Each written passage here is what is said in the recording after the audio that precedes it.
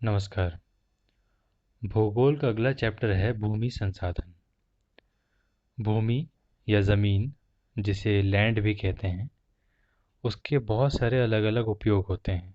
भूमि जो है वो बहुत सारे कामों में उपयोग होती है, ठीक है। और इसीलिए ये एक बहुत ही महत्वपूर्ण संसाधन है, एक बहुत ही ज़रूरी संसाधन है हमारे लिए। जैसा आप देखते हैं, कहीं भी आप जाओगे आपको भूमि दिखेगी। घर बनते हैं, रोड बनती हैं, जितने भी जंगल रहते हैं, जितनी भी खेती होती है, सारी भूमि के ऊपर होती है। इसीलिए भूमि एक बहुत ही महत्वपूर्ण संसाधन है।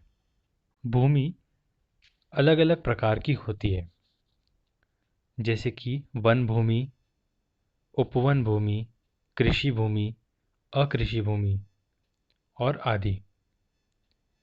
तो हम एक एक करके अलग अलग प्रकार की भूमियों के बारे में पढ़ेंगे। पहला है वन भूमि।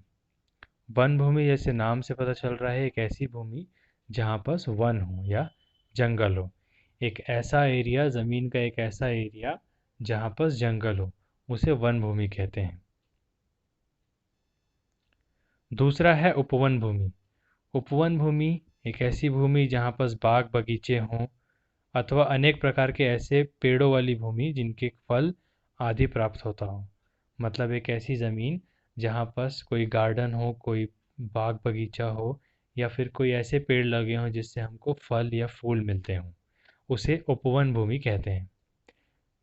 अगला है कृषि भूमि। कृषि भूमि जहाँ पर खेती किसानी होती हो, जहाँ पर लोग खेती किसानी करते हों, एक ऐसा ज़मीन का एरिया जहाँ पर किसान जो है वो खेती किसानी कर रहे हैं, जहाँ खेत खलियान है, उसे कृषि भूमि कहते हैं। अगला है अकृषि भूमि। अकृषि भूमि वो होती है जिस पर खेती नहीं की जा सकती। ऐसी कोई भी ज़मीन जिस पर खेती नहीं हो सकती, जहाँ की मिट्टी उपजाऊ नहीं है, जहाँ पर खेती नहीं हो सकती, जहाँ का मौसम खेती के लायक नहीं है, उस भूमि को अकृषि भूमि कहा जाता है। अगला है परती भूमि। परती भूमि वो होती है जिसे खाली छोड़ दिया जाता है, जहाँ पर मिट्टी को उपजाऊ करने के लिए उसे खाली छोड़ दिया जाता है कुछ समय तक। परती भूमि एक ऐसी भूमि रहती है जिस पर कुछ वर्षों तक कुछ काम नहीं होता है, जिसे वैसे का वैसा ही छोड़ दिया जाता है ताकि वहाँ की मिट्टी जो है, वहाँ वो फिर से उपजाऊ बन सके, वो फिर से नवीन हो सके। उसे परती भूमि कहा जाता है। अगला है बंजर भूमि। बंजर भूमि एक ऐसी भूमि होती है जहाँ की मिट्टी जो होती है वो उपजाऊ नहीं होती। उस मिट्टी पर खेती किसानी करना असंभव है। जहाँ की मिट्टी खेती किसानी, किसी भी प्रकार के पेड़, किसी प्रकार के पौधों के लिए उपजाऊ नहीं होती, उसे हम बंजर भूमि कहते हैं। अगला है चराई भूमि। चराई भूमि एक ऐसी भूमि होती है, एक जो भूमि का एक ऐसा एरिया, एक ज़मीन का एक ऐसा एरिया होता है जहाँ पर जानवर जैसे गाय बकरी इन लोग को चराने के लिए ले जाया जाता है।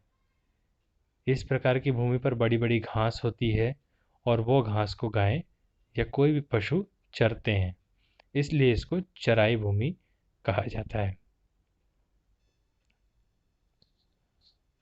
अगला पॉइंट है गतिविधि।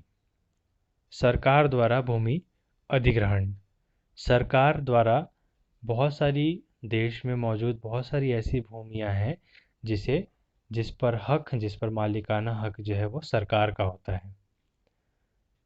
भूमि अधिग्रहण नियम के अनुसार सरकार के पास जितनी भी भूमि है, उस पर कोई भी निजी इंसान या कोई भी निजी कंपनी अपना घर या अपना कारखाना नहीं बना सकती। वो सारी की सारी भूमि सरकार की होती है और उस भूमि का उपयोग सरकार, जैसे पार्क बनाना है, जैसे सड़कें बनानी है, ये सारी चीज़ों के लिए करती है। तो इस भूमि को सरकारी भूमि कहते हैं। ये भूमि सरकार के द्वारा ली जाती है। इस पर किसी भी निजी इंसान का, किसी भी निजी कंपनी का हक नहीं होता है। अगला पॉइंट जो है वो है मृदा। मृदा एक बहुत ही इम्पोर्टेंट पॉइंट है, इसे हमें बहुत अच्छे से पढ़ना है। मृदा जो होती है, जिसको हम मिट्टी बोलते हैं, जिसको इंग्लिश में सॉइल बोला जाता है, वो भूमि का एक बहुत ही अभिन्न अंग है। मिट्टी जो है वो बहुत ही अलग अलग लेयर्स में, अलग अलग परतों में पाई जाती है। जैसे जैसे हम ज़मीन के अंदर अंदर जाते जाएंगे, जो मिट्टी है उसका प्रकार, उसकी क्वालिटी जो है वो बदलते जाएगी। तो इसीलिए अलग अलग परतों में इस मृदा को पाया जाता है। तो हम एक एक करके इन परतों के बारे में पढ़ेंगे। तो जो सबसे पहली परत है उसका नाम है जैविक परत।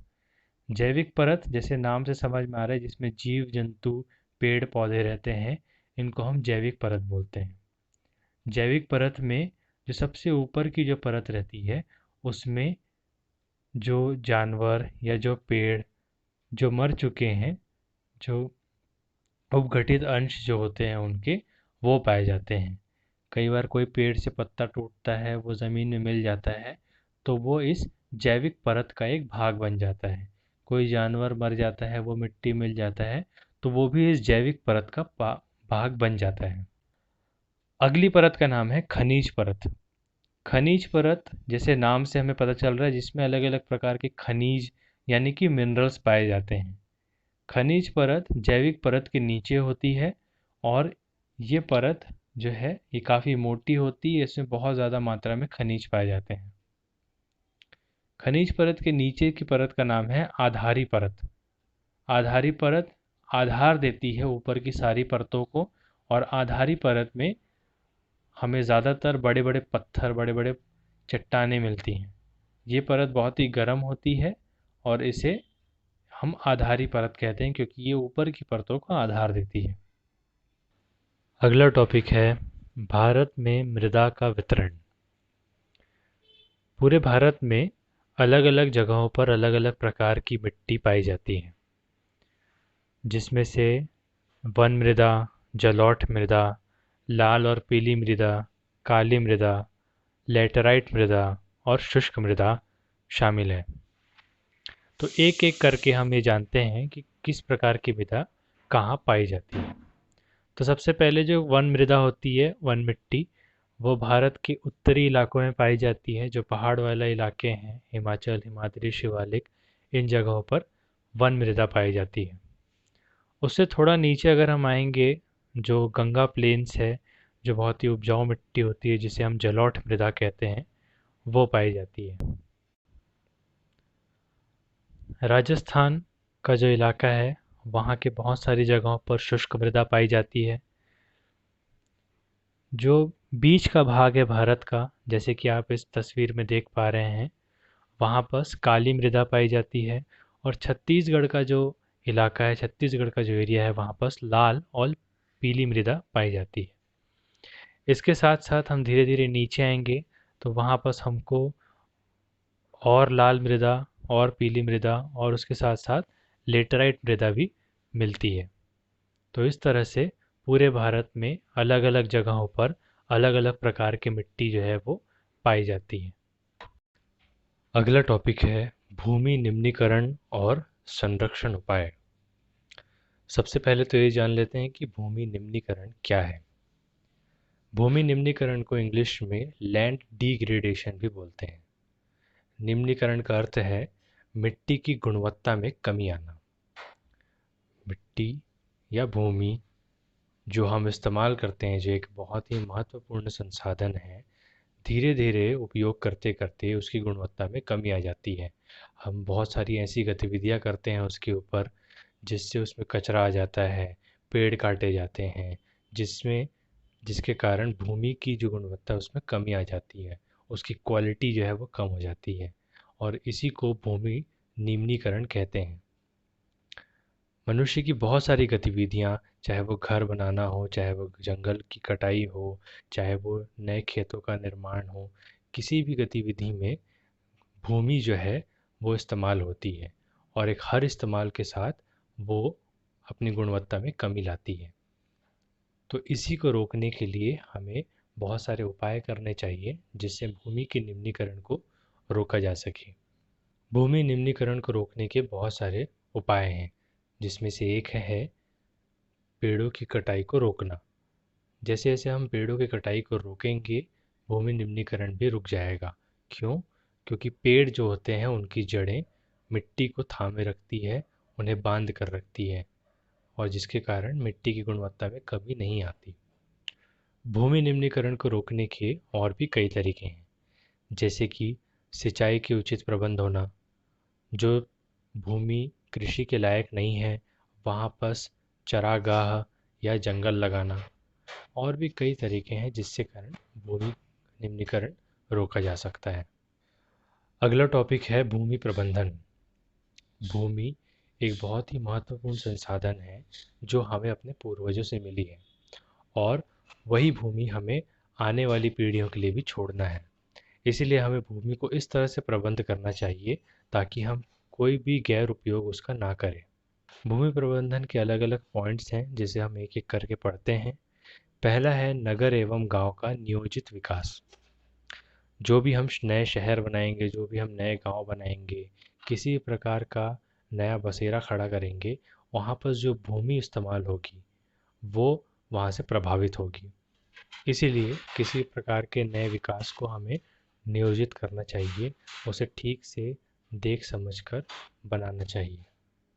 दूसरा है बंजर भूमि का उपयोग।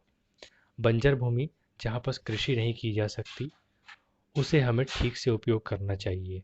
कुछ ऐसी गतिविधियाँ करनी चाहिए जिससे वो बंजर भूमि जो है वो इस्तेमाल में लाई जा सके। तीसरा है परती भूमि का उपयोग। परती भूमि जो कि कुछ सालों के लिए छोड़ दी जाती है जहाँ की मिट्टी फिर से उपजाऊ हो सके, उसे हमें फिर से उपयोग में लाना चाहिए और उसमें कुछ ऐसी गतिविधियाँ करनी चाहिए जिसके कारण वहाँ की भूमि ना ही निम्न हो और उसे सही ढंग से इस्तेमाल किया जा सके। चौथा है वन संरक्षण एवं वन रोपण। वन, जितने भी हमारे जंगल हैं, जितनी भी वन भूमियाँ हैं, उनको हमें सुरक्षित रखना चाहिए, वहाँ के पेड़ नहीं काटने चाहिए, जिसके कारण भूमि प्रबंधन ठीक तरह से हो पाए। पांचवा है मृदा क्षरण का रोकथाम। मृदा क्षरण, जिसे हम इंग्लिश में सॉइल इरोजन भी बोलते हैं, उसे हमें रोकना चाहिए। इसका अर्थ होता है मिट्टी का एक जगह से दूसरी जगह पर जाना, चाहे वो पानी में बह के जाए, चाहे वो हवा से उड़ के जाए, चाहे किसी अन्य कारणों से जाए। मृदा क्षरण के कारण भूमि पे बहुत ही गहरा असर पड़ता है, और इसे रोकने के लिए हमें और ज़्यादा पेड़ लगाने चाहिए और पेड़ों की कटाई को रोकना चाहिए। छठा है घर के आसपास की भूमि का उपयोग। हमारे आसपास, हमारे घर के पास बहुत सारी ऐसी भूमि रहती है जिसे हम ठीक तरह से उपयोग नहीं करते हैं। वहाँ पर उस भूमि को हमें अगर अच्छी तरह से उपयोग करें तो भूमि प्रबंधन ठीक तरह से हो पाएगा। तो ये था भूमि संसाधन का चैप्टर। इसमें हमने पढ़ा कि भूमि के क्या क्या उपयोग हैं, किस प्रकार की भूमियाँ रहती हैं, भूमि का जो एक अभिन्न अंग है जिसे हम मृदा कहते हैं, उसके क्या क्या प्रकार हैं, भारत में कहाँ कहाँ किस किस प्रकार की मृदा पाई जाती है, और भूमि प्रबंधन और भूमि निम्नीकरण क्या है।